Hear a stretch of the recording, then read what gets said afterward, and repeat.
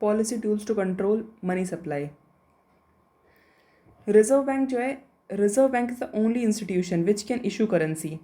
सिर्फ reserve bank ही सिर्फ एक ऐसा इंस्टीट्यूशन है जो कि करेंसी इशू कर सकता है। ठीक है, reserve bank is the only institution which can issue currency. सही बात है, reserve bank is the only institution which can issue currency. The role of RBI that is being ready. देखो इसका क्या होता है कि आरबीआई का क्या रोल होता है कि ये हमेशा हमेशा लेंड करने के लिए हमेशा रेडी रहेगी। ठीक है, हमेशा लेंड करने के लिए आरबीआई जो है हमेशा रेडी रहेगी, इसलिए इसको क्या बोलते हैं, लेंडर ऑफ लास्ट रिजॉर्ट बोलते हैं, लेंडर ऑफ लास्ट रिजॉर्ट। ठीक है, अब इसके कुछ होते हैं क्वांटिटेटिव टूल्स होते हैं। क्वांटिटेटिव टूल्स के अंदर क्या होता है, control the extent of money supply bye changing the CRR और बैंक रेट। ठीक है, control the extent of money supply, control the extent of money supply bye changing the CRR और बैंक रेट। ठीक है, क्वांटिटेटिव की बात हो रही है। ये क्वांटिटेटिव के अंदर क्या होता है कि सीआरआर और बैंक रेट को चेंज करके काम किया जाए तो उसको हम बोलते हैं क्वांटिटेटिव। ठीक है, और ओपन मार्केट ऑपरेशंस। ठीक है, क्वांटिटेटिव के अंदर तीन चीज़ें आती है हमारी, क्या क्या, सीआरआर आएगा क्वांटिटेटिव के अंदर, और बैंक रेट आएगा, और ओपन मार्केट ऑपरेशन। ये तीन चीज़ें हमारी इसके अंदर आती क्वांटिटेटिव के अंदर।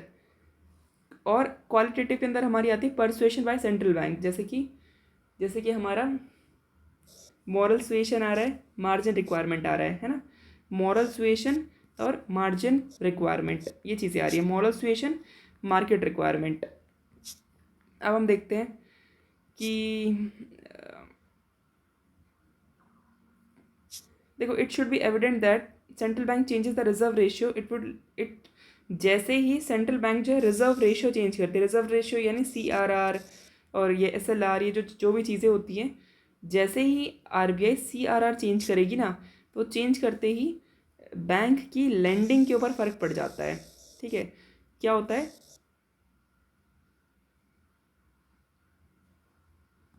बैंक की लेंडिंग के ऊपर फ़र्क पड़ जाता है। ठीक है, अब बैंक की लेंडिंग के ऊपर फ़र्क पड़ेगा तो फिर वो इम्पैक्ट के ऊपर, डिपॉजिट के ऊपर भी फ़र्क पड़ेगा।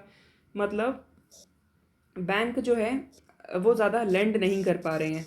अब लेंड नहीं कर पा रहे हैं, लेंडिंग से तो पैसा कमाते हैं, अगर लेंड नहीं कर पा रहे हैं तो वो फिर ज़्यादा मुनाफा भी नहीं कमा पाएंगे, मुनाफा नहीं कमा पाएंगे तो वो डिपॉजिटर्स को भी ज़्यादा नहीं दे पाएंगे, है ना। इसीलिए सेंट्रल बैंक का जो है ना, ये जैसे ही ये रिजर्व रेशियो को चेंज करेगी तो ये लेंडिंग पे भी फ़र्क डालता है और डिपॉजिट पे भी फ़र्क डालता है। ओपन मार्केट ऑपरेशन क्या होता है, open market operation refers to buying and selling of bond issued by government in the open market, the purchase and sale. अब ये जो इसके ऊपर जो वो होता है ना, क्या, इसको इंटरेस्ट कौन करता है, तो इसको इंटरेस्ट करता है, ये जो परचेज और सेल है इसको इंटरेस्ट करता है central bank on the behalf of government of India. When RBI buys government bond in the open market it pay for giving it by a cheque. जब आरबीआई बाई करती है ना government of India से, ठीक है, तो वो क्या करती है, उसको चेक दे देती है कि लो चेक। आरबीआई ने बाई कर लिया यानी पैसा जो है वो आ गया है मार्केट के अंदर। ठीक है, this check increases the total amount of reserve. जैसे ही आरबीआई बाई करेगी मतलब मार्केट के अंदर मनी सप्लाई बढ़ गई है, वो सेल कर रही है मतलब वो पैसे को विड्रॉ कर रही है, तो पैसे की मनी सप्लाई कम हो जाती है। ठीक है, this check increases the total amount of reserve in the economy, thus increases the money supply. ठीक है, selling of a bond lead to reduction in quality of reserves. ठीक है, lead to quantity of reserves, hence the money supply. देखो sell करते ही क्या होता है, रिडक्शन होगा, ये बस पता होनी चाहिए। अब देखो दो टाइप के होते हैं ये OMO, एक होता है आउटराइट। आउटराइट का मतलब क्या होता है, जब कोई चीज़ परमानेंटली हो जाए। आउटराइट का मतलब ये है कि are permanent in nature. When central bank किसी सिक्योरिटी को बाई कर ले, बाई करने का मतलब क्या होता है, मनी को इंजेक्ट किया जा रहा है ना, without any promise to sell them later, बिना किसी प्रॉमिस के, तो ये होता है हमारा आउटराइट, मतलब आपका राइट ही आउट हो गया है। ठीक है, ये होता है when the central bank sell the securities without any promise. Sell का मतलब क्या होता है, withdraw money from the system, उसका मतलब होता है आउटराइट, ठीक है। तो इंजेक्शन और एब्जॉर्प्शन, इंजेक्शन का मतलब क्या हो गया, जब पैसा खरीदा जा रहा है ना, जब जब चीज़ें खरीदी जा रही हैं, और एब्जॉर्प्शन का मतलब जब जब सिक्योरिटी सेल की जा रही है। अब एक होता है जब जो डेट के हिसाब से होता है ना, जो डेट डाल के करते हैं उसको हम लोग बोलते हैं रीपरचेजिंग, रेपो, ठीक है, रेपो बोलते हैं। और उसके ऊपर जो रेट लगता है, the rate at which money is lend, इसको बोलते हैं हम लोग रेपो रेट, ठीक है। और जब तो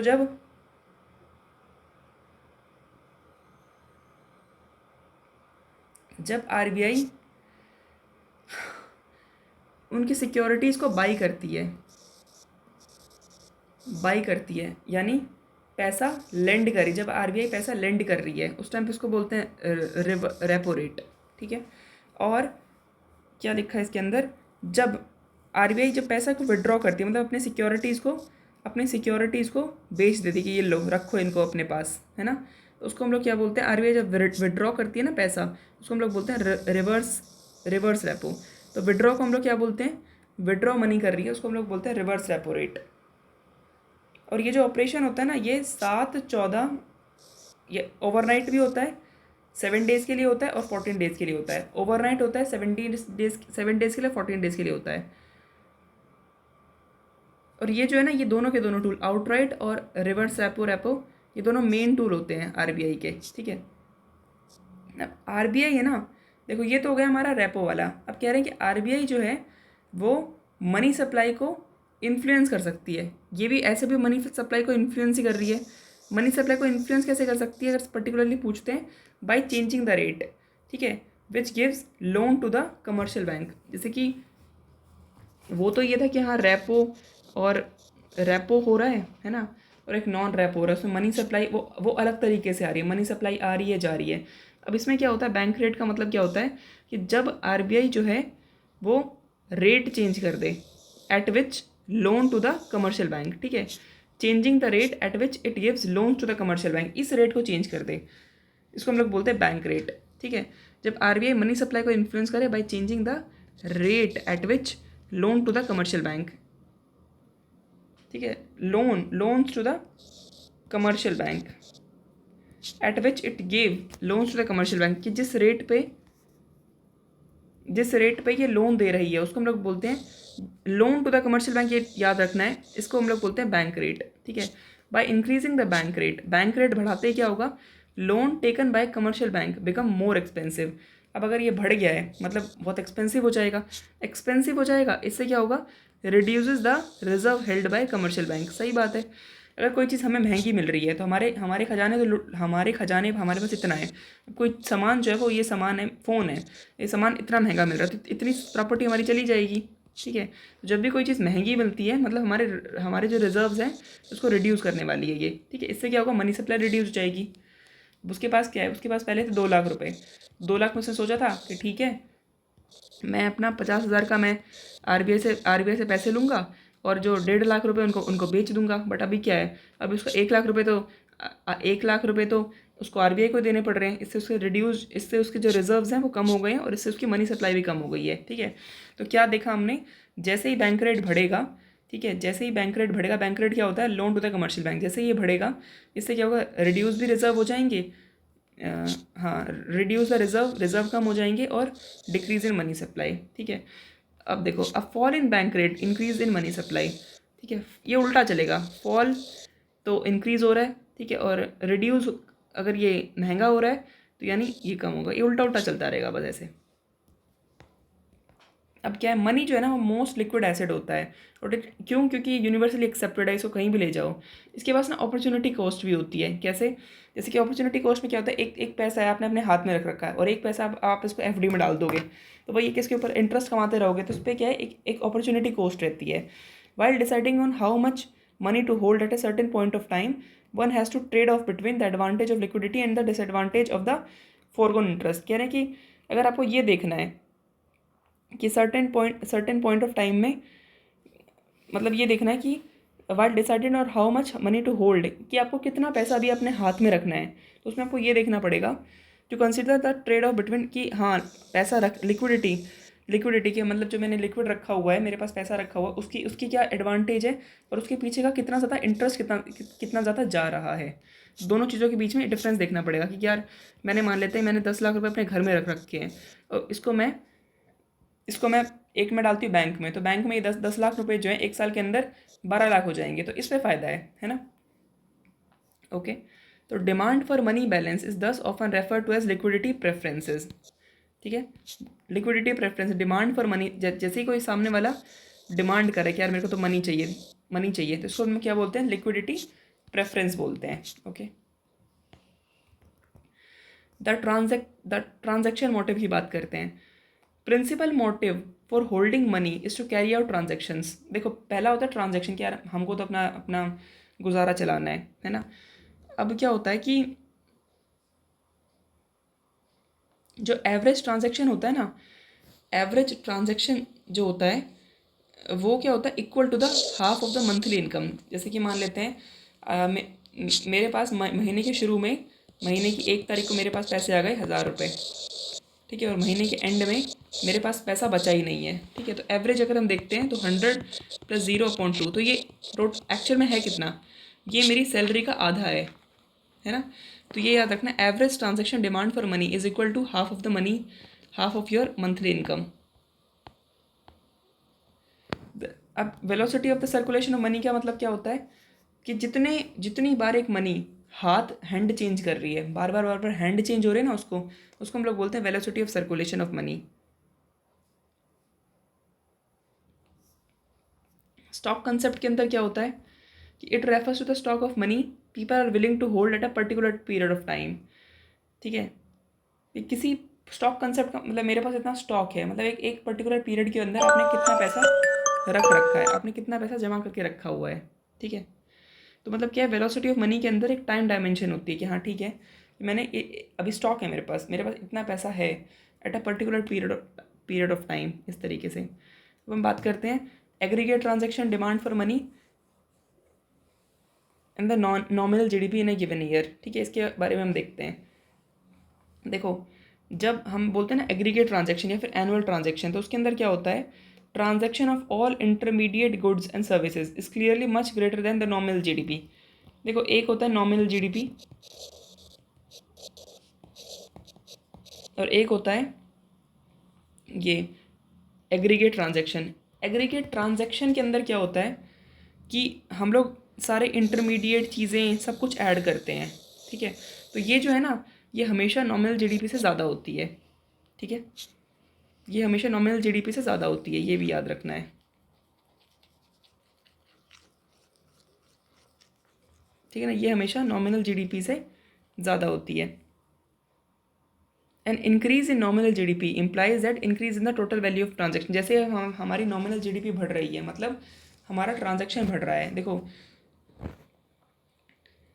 जैसे कि मान लेते हैं एक इंसान ने 100 रुपये कमाए, एक फर्म ने 100 रुपये दिए, तो उसमें क्या होगा, ये तो 100 रुपये ना, ये 200-300 की फॉर्म में घूमते रहेंगे। जैसे कि इसने इसको दिए।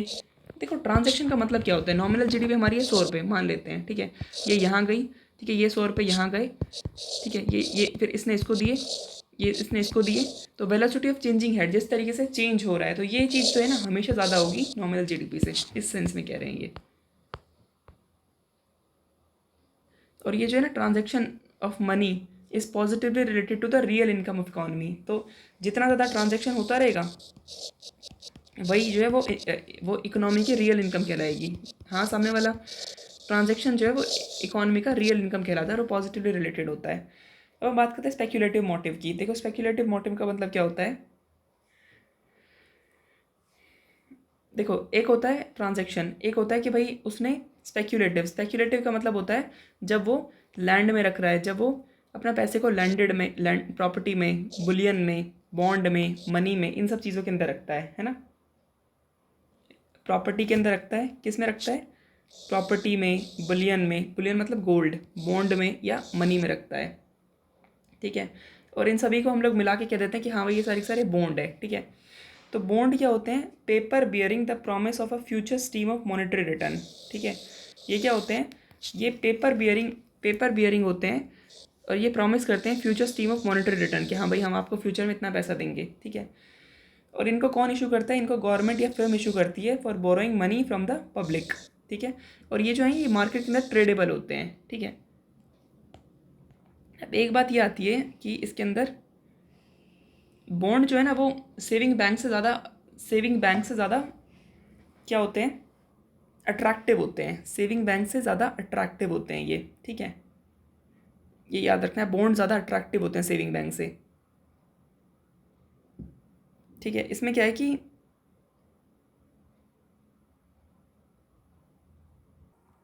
क्योंकि देखो इसके बॉन्ड के अंदर क्या होता है कि इसमें कॉम्पिटिटिव बिडिंग होती है। सेविंग रेट में इतनी कॉम्पिटिटिव बिडिंग वगैरह नहीं होती, इसलिए बॉन्ड जो है हमेशा क्या होते हैं? अट्रैक्टिव होते हैं, ठीक है। If the price rise above the PV मतलब हो गया प्रेजेंट वैल्यू, तो ये जो बॉन्ड है ना ये लेस अट्रैक्टिव हो जाते हैं, ठीक है। मान लेते हैं फेस वैल्यू थी 100 रुपये, ठीक है। और अभी एकदम से प्राइस इसका ये इतने ज़्यादा इसकी वो हो गई है और इसमें मिल रहा था 110 रुपये, लेकिन मान लेते हैं कि यही जो है ये हो गया 102 रुपये का। तो अभी और ये इस पर रिटर्न कितना मिलेगा? 110 रुपये ही मिलेंगे। तो ये जैसे ही इसका प्राइस राइज होगा ना, इसका जैसे ही प्राइस राइज होगा अबव द पीवी, ये जो बॉन्ड है ये लेस अट्रैक्टिव हो जाते हैं, ठीक है। The bond will be in excess supply and there will be downward pressure on the bond price, ठीक है। इनके इसके ऊपर एक डाउनवर्ड प्रेशर लगता है कि यार एक्सेस सप्लाई के अंदर है। अब मान लेते हैं कि अब कोई खरीद नहीं रहा है इसको। देखो एक्सेस सप्लाई का मतलब ये है, मैं बताती हूँ इसको, थोड़ा आराम से करते हैं। समझ में है ये वाली बात कि अगर प्राइस जो है वो पीवी से ज़्यादा बढ़ गया तो बॉन्ड जो है वो लेस अट्रैक्टिव हो जाते हैं, ठीक है। अब ये कह रहे हैं the bond will be in excess supply. अब क्या है? बॉन्ड भाई अब कोई खरीद नहीं रहा है, 102 हो गया है, रिटर्न मिल रहा है 108 110 ही मिल रहा है। पहले इस पर मिल रहा था 10 रुपये, अब इसके ऊपर मिल रहा है 8 ही रुपये। 100 से 110 में कितना मिल रहा है? 10 रुपये मिल रहा है ना। और यहाँ पे कितना 8 रुपये मिल रहा है, okay. The bond will be in excess supply and there will be, अब बॉन्ड क्या है? एक्सेस सप्लाई के अंदर है, तो इनके ऊपर क्या है? एक प्रेशर लगता है कि यार इतने सारे बॉन्ड है, लोग खरीद नहीं रहे हैं, तो हम एक काम करते हैं, चलो भाई इसको दोबारा से 100 पे ले आते हैं, है ना। जब बॉन्ड एक्सेस सप्लाई के अंदर होते हैं तो उनके ऊपर एक डाउनवर्ड प्रेशर लगता है on the bond which will bring back to the PV price. जितना उसका पीवी था उसी के ऊपर चला जाता है, ठीक है।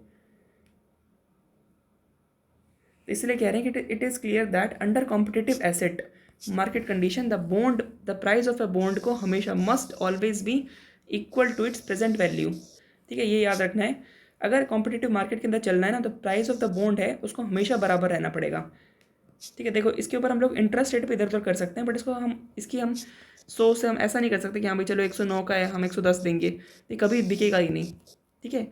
इसमें हमेशा इसको 100 रुपये रखना पड़ेगा, ये मतलब है। The price of a bond must always be equal to its present value in equilibrium, ठीक है। अब क्या होता है, एक मिनट, अब देखो ये price of a bond is inversely related to the market rate of interest, ये लाइन को रट लेना है, ठीक है। ये प्राइस ऑफ अ बॉन्ड जो है ना वो इनवर्सली रिलेटेड होगा मार्केट रेट ऑफ इंटरेस्ट के। देखो क्या है इसके अंदर, मानते हैं कि एक हमारे पास बॉन्ड है 1000 रुपये का, ठीक है। ये पहला केस है कि 1000 रुपये का हमारे पास एक बॉन्ड है, ठीक है। इसके ऊपर इंटरेस्ट रेट मिल रहा है हमें, कितना मिल रहा है? 4% मिल रहा है ना। तो कितना मिलेगा इस पर? हर साल 40 रुपये मिलता रहेगा, ठीक है। अब क्या हो गया है कि जो इंटरेस्ट रेट है ना, इंटरेस्ट रेट वो कितना मिलने लग गया है? वो 5% मिलने लग गया है, ठीक है। अब क्या है इसके, अगर हम इस पर देखेंगे अब क्या होगा, हमें सामने वाले बात आदमी को ये 5% लेने के लिए भागना पड़ेगा कि यार मेरे को तो 5% वाला बॉन्ड चाहिए, मैं 40% का मैं क्या ही करूँगा 40 रुपये का। तो वो क्या करेगा, वो इसको बोलेगा कि यार इसको ना कोई ख़रीद लो, तो इसको कोई ख़रीद लो। तो क्या कोई इसको खरीदेगा? कोई नहीं खरीदेगा, बोलेंगे यार तू 5% का बेच रहा है, हम तो नहीं खरीदेंगे इसको। हमारे पास जब हमें मार्केट में 4% का मिल रहा है, जब हमें मार्केट में 5% का मिल रहा है तो हम लोग वो खरीदेंगे ना। तो ये बोलेगा कि अच्छा मार्केट में तुम्हें 5% मिल रहा है ना, तुम एक काम करो इसको तुम लोग खरीद लो 800 रुपये में, ठीक है। तो ये तो तुम्हें 800 रुपये पे 40 रुपये मिल जाएंगे, ठीक है। तो ये बराबर ही हो गया एक तरीके से, ठीक है। 5% तो क्या करेगा इसको, जैसे ही इंटरेस्ट रेट बढ़ा तो इसको कम करना पड़ेगा। अब कंडीशन उल्टी हो गई है, उल्टी ये हो गई है कि इंटरेस्ट रेट जो है ना वो हो गया 2%, ठीक है। तो यहाँ पे ये 1000 रुपये का बॉन्ड है, 1000 रुपये का ये बॉन्ड है, तो इनको कितना मिलेगा, इनको मिलेगा 20 रुपये। बट अब इसके पास ये जो सामने वाला जो पर्सन है इसके पास है 4% वाला बॉन्ड है, तो ये क्या करेगा, ये बोलेगा कि यार तुम इधर मार्केट से क्यों खरीदो, तुम मेरे से खरीद लो, तुमको 2% तो चाहिए, तुम एक काम करो। तो वो क्या करेगा, अपना बॉन्ड को बेचेगा 2000 रुपये के अंदर, ठीक है। तब भी उनको 40 रुपये ही मिलेंगे। समझ में आ रहा है? एक बार दोबारा बता देती हूँ मैं, अगर मेरे को बाद में समझ में ना आए तो। देखो ये हूँ मैं, मेरे पास बॉन्ड है 1000 रुपये का, ठीक है। कितने मैंने इसको ख़रीदा है 4% इंटरेस्ट के ऊपर, तो मेरे को कितना मिलेगा, मेरे को मिलेगा 40 रुपये, ठीक है। अब क्या होता है, एक कंडीशन ये कि बॉन्ड का जो इंटरेस्ट रेट है ना, इंटरेस्ट रेट वो बढ़ गया है, मतलब मान लेते हैं 5% बढ़ गया है, तो मुझे अब इसके पास जाना पड़ेगा कि यार मेरे को भी 5% वाला चाहिए। बट 5% वाला जो है वो अब मेरे से कोई ख़रीदेगा नहीं, मतलब मुझे भी ये चाहिए, तो मेरे को अपना पुराना बेचना पड़ेगा ना। बट मैं बेचूँगी किसको, कोई लेने के लिए तैयार नहीं होगा इसको, क्योंकि मेरे पास तो 4% का है और दुनिया को मिल रहा है 5% का, तो सब लोग मार्केट में जाएंगे। तो मैं इसको बेचने के लिए इसको 200 रुपये का नुकसान उठा के इसको 800 रुपये में बेच दूँगी। तो ये कितने का चला जाएगा, ये बराबर ही रुपये देगा, ठीक है। मतलब 800 के ऊपर 5% 40 रुपये देगा, ठीक है। तो मैं ऐसा करूँगी, लेकिन अगर इंटरेस्ट रेट हमारा कम हो गया है, 2% मिल रहा है, तो जो जनता खरीदेगी 1000 रुपये वाला बॉन्ड उनको मिलेंगे 20 रुपये, है ना। तो मैं बोलूँगी कि यार तुमको 20 रुपये मिल रहे हैं ना, तुमको तो 20 रुपये मिल रहे हैं, तुम एक काम करो, तुम मेरे से खरीद लो। तो बोलेंगे कि ठीक है, बोलेंगे मैं भी मार्केट के बराबर दूंगी। तो बोलेंगे अच्छा तो आप कितने का दोगे, बोलेंगे मेरा बॉन्ड जो है ना, मेरा बॉन्ड है 2000 का, मैं आपको दूंगा 2% पे, तो आपको 40 रुपये मिलेंगे। हो क्या रहा है, जब इंटरेस्ट रेट बढ़ रहा है तो बॉन्ड का प्राइस डाउन जा रहा है। क्या बोल दिया, जब इंटरेस्ट रेट बढ़ रहा है तो बॉन्ड का प्राइस डाउन जा रहा है, ऐसे। देखो अगर क्या कह रहे हैं, अगर इंटरेस्ट रेट बढ़ गया है, ठीक है, तो मतलब क्या है, मैं एक बॉन्ड होल्डर हूँ और इंटरेस्ट रेट जो है मार्केट का वो बढ़ गया है, मतलब क्या होगा, अब decrease in the bond price means a loss to you. सही बात है यार, मेरे को अब 800 रुपये का बेचना पड़ रहा है, मतलब मेरे लिए तो ये नुकसान वाली बात है ना, मेरे लिए तो ये नुकसान है, ठीक है। तो इसमें क्या, इसको क्या बोलेंगे, डेप्रिशिएट इन द मार्केट, ठीक है। डेप्रिशिएट हो जाएगा ना, मेरे लिए तो डेप्रिशिएट हो जाएगा ये, है ना। उसको बोलते हैं capital loss to the bond holder, ठीक है। अब मैं क्या करूँगी, इसको मैं किसी और को बेचने की कोशिश करूँगी। तो इस स्पेक्यूलेशन को, क्या कितना मेरा प्राइस ऊपर जा रहा है नीचे जा रहा है, तो speculation regarding the future movement in the interest rate and the bond price will give you to the speculation demand for money, ठीक है। इसको हम लोग बोलते हैं कि अच्छा बॉन्ड प्राइस मेरा कितना जाएगा, कितना नीचे जाएगा कि ऊपर जाएगा, इसको हम लोग बोलते हैं स्पेक्यूलेटेड डिमांड फॉर मनी। देखो जब लोगों को ये लगता है, क्या लगता है, जब लोगों को ये लगता है कि इंटरेस्ट रेट जो है ना बहुत ज़्यादा हाई मिल रहा है, तो लोग क्या सोचेंगे कि अच्छा कैपिटल गेन होने वाला है हमें बॉन्ड होल्डिंग से, तो पीपल क्या करेंगे, अपनी सारी सारी मनी को ना बॉन्ड में कन्वर्ट कर देंगे। जब इंटरेस्ट रेट ज़्यादा मिलेगा तो लोग अपने मनी को बॉन्ड में कन्वर्ट कर देंगे, ठीक है। इससे क्या होता है, speculative demand for money is very low. अब लोग मनी के बारे में कोई डिमांड नहीं करेंगे, मनी चाहिए, नहीं नहीं नहीं, हमारी मनी को एक काम करो बॉन्ड में कन्वर्ट कर दो। इसमें स्पेक्यूलेटिव डिमांड फॉर मनी जो है लो हो जाती है। तो ऐसे ही उल्टा होता है, जब लगता है कि यार ये तो डाउन जा रहा है, तो लोग क्या करेंगे, नहीं हमको हमारा पैसा दे दो। तो क्या है, speculative demand for money is inversely related to the rate of interest. Speculative demand for money is inversely related to the rate of interest. Interest rate can be thought of as an opportunity cost. Interest rate को हम लोग opportunity cost के लिए देख सकते हैं. Price of holding money. Price of holding money. If the money supply in an economy increase, people purchase bond with extra money, demand for the bond will go up and the price of bond will rise. अब price of bond जैसे ही लोगों के पास ज़्यादा पैसा है, लोग क्या करेंगे, बॉन्ड खरीद लेंगे। बहुत ज़्यादा लोग बॉन्ड खरीदेंगे। उससे क्या होगा, उससे क्या होगा, demand for bond will go up. Demand जो थी ना बॉन्ड की वो ऊपर चली जाएगी। जैसे ही ऊपर जाएगी तो बॉन्ड का जो प्राइस है वो डाउन हो जाएगा। जैसे ही बॉन्ड की डिमांड बढ़ेगी तो बॉन्ड का प्राइस भी बढ़ेगा। जैसे ही बॉन्ड का प्राइस बढ़ेगा इंटरेस्ट रेट जो है वो डिक्लाइन हो जाएगा।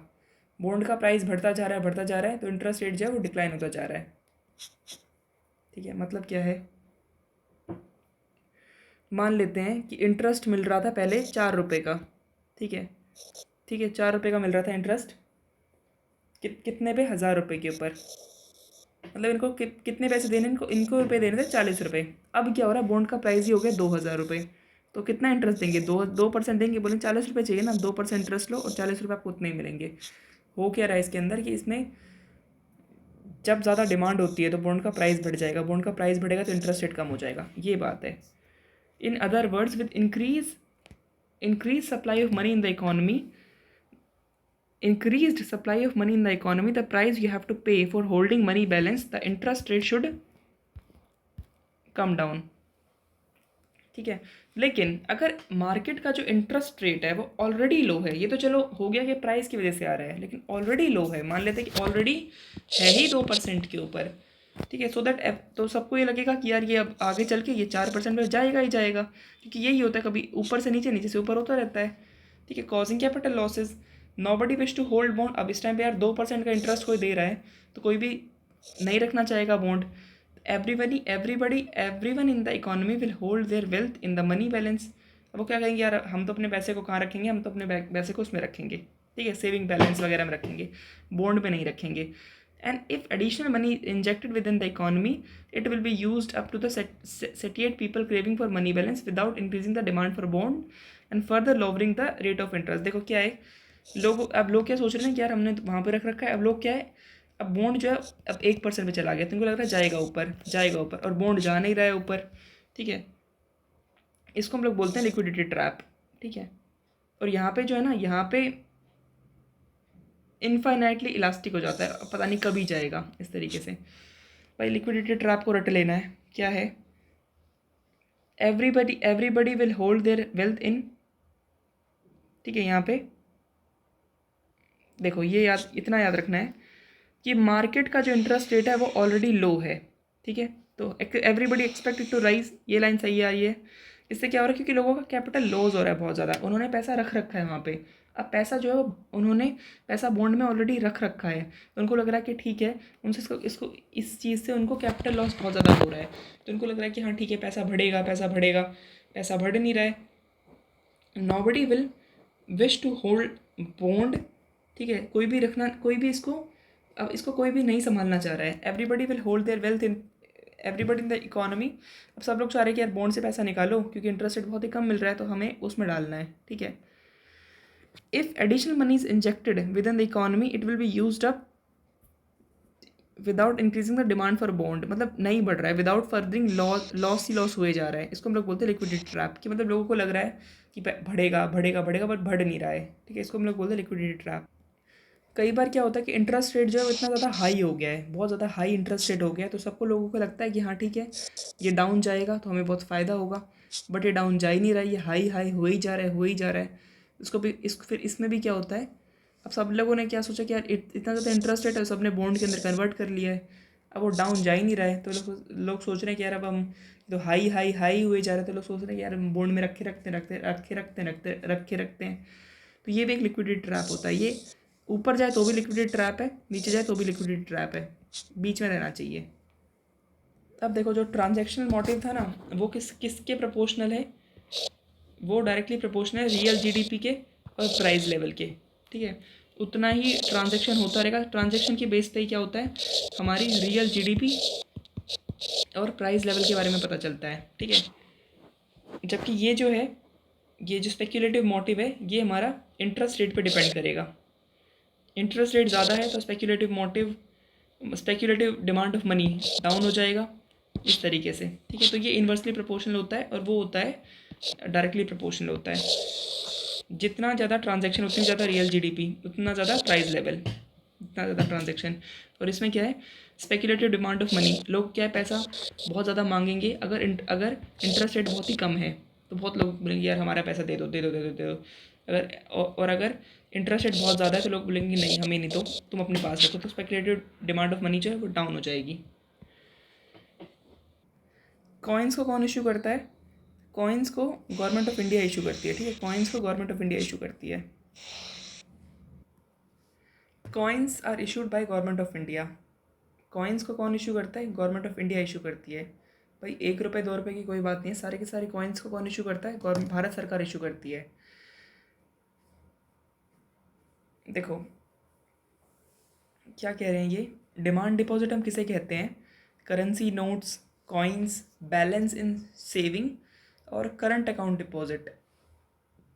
डिमांड डिपॉजिट किसे कहा जाता है? Demand deposit.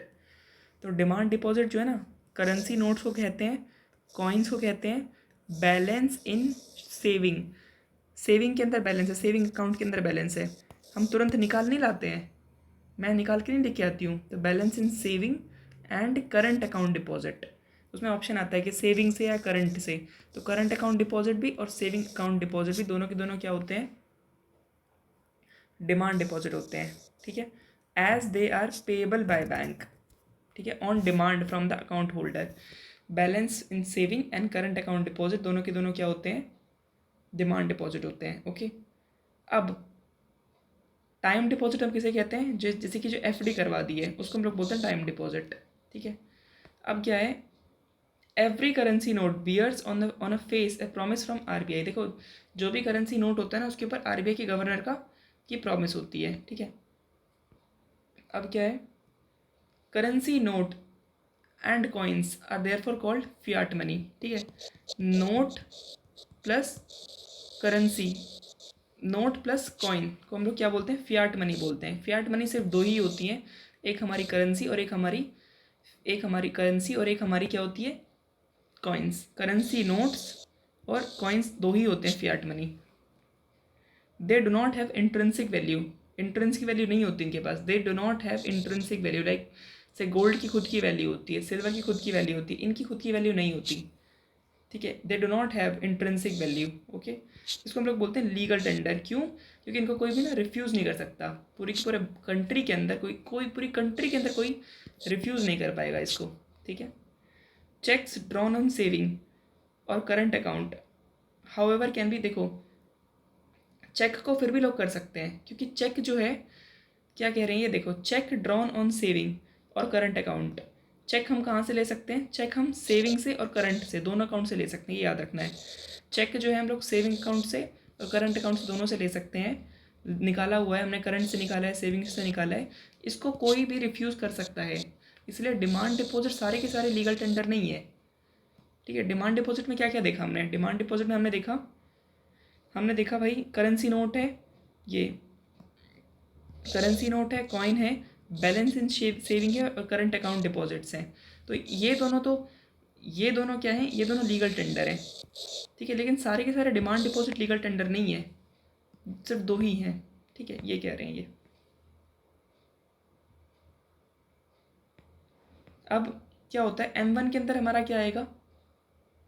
बहुत ज़्यादा लिक्विड, हम कभी भी निकाल सकते हैं, कि करेंसी इन कैश, ठीक है, करेंसी जो लोगों ने होल्ड कर रखी है, ठीक है। CU का मतलब होता है नोट प्लस करेंसी, ठीक है, नोट प्लस कॉइन। CU का मतलब क्या होता है? नोट प्लस कॉइन, ठीक है। CU का मतलब हुआ note plus coin plus demand deposit, ये note plus coin plus demand deposit, ठीक है। Note plus coin plus demand deposit, demand deposit होती है हमारी करंट अकाउंट वाली और सेविंग अकाउंट वाली। M2 का मतलब क्या होता है? M1 plus saving deposit with post office, ये पोस्ट ऑफिस आ जाएगा यहाँ पे, saving deposit with post office, post office, saving deposit with post office. M3 का मतलब क्या होता है? टाइम डिपॉजिट, इसमें टाइम डिपॉजिट का रोल आएगा, ठीक है। देखो तीन बातें हैं यार। M1 के अंदर हमने क्या देखा? Currency plus cash plus demand deposit. M2 के अंदर हमने क्या देखा? M1 plus saving deposit with post bank, saving deposit with post bank, saving deposit with post office saving banks, ठीक है। M1 plus saving deposit with post office saving banks, ठीक है। M1 plus saving deposit with post office saving banks, saving deposit with post office saving banks, ठीक है। M3 का मतलब क्या होता है, net time deposit of commercial banks, ठीक है। नेट टाइम डिपॉजिट, इसमें आएगा सेविंग डिपॉजिट, और saving deposit with post office saving bank, मतलब इसमें देखो इतना एक कीवर्ड याद रखना है, M2 के अंदर आएगा सेविंग डिपॉजिट, ठीक है। और M3 के अंदर क्या आ जाएगा हमारा, नेट टाइम डिपॉजिट, क्योंकि टाइम जो है वो फिर ज़्यादा लिक्विड नहीं होगा ना, इसलिए नेट टाइम डिपॉजिट। और M4 का मतलब क्या होता है, M3 plus total deposit with total, M3 को लेके फिर total deposit with post office saving organisation, M3 plus total deposit with post office saving organisation. इसके अंदर हम लोग नेशनल सेविंग सर्टिफिकेट एक्सक्लूड करेंगे, ठीक है। तो वही है, इसको अच्छे से देखना है। Saving deposit with post office saving banks ये ले लिया, ठीक है। मतलब इसके अंदर क्या हो रहा है, M3 M4 का मतलब ये है कि M3 प्लस M2, ये पूरा M4 है ना। किसमें क्या, M3 क्या हो गया, net time deposit of commercial bank plus total deposit with post office saving organisation. तो इसमें M3 का मतलब ये है कि M4 का मतलब ये है M2 प्लस M3, ठीक है। इसके अंदर नेशनल सेविंग सर्टिफिकेट नहीं आएगा, ठीक है। अब क्या होता है, net time deposit held bye commercial banks, okay.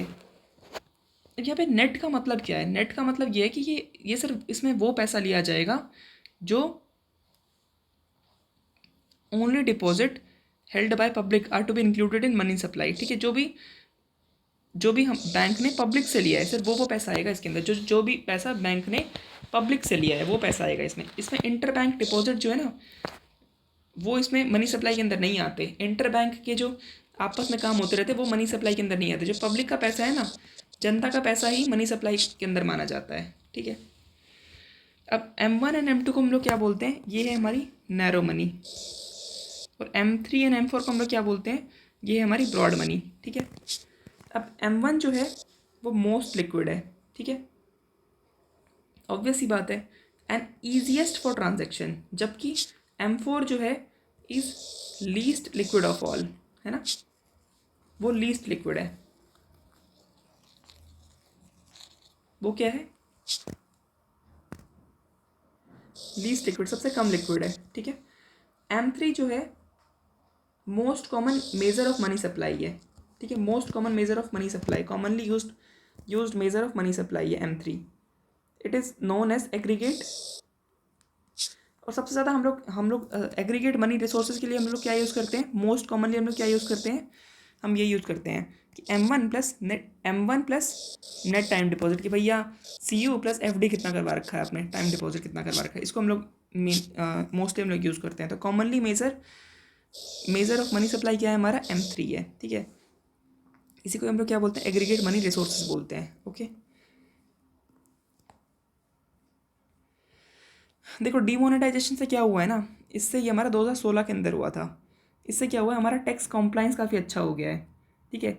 Saving of an individual जो थी वो फाइनेंशियल सिस्टम के अंदर आ गई है, ठीक है। अब उनको लगता है कि यार बैंक में पैसा रखते हैं, कभी दोबारा ना हो जाए ऐसा, ठीक है।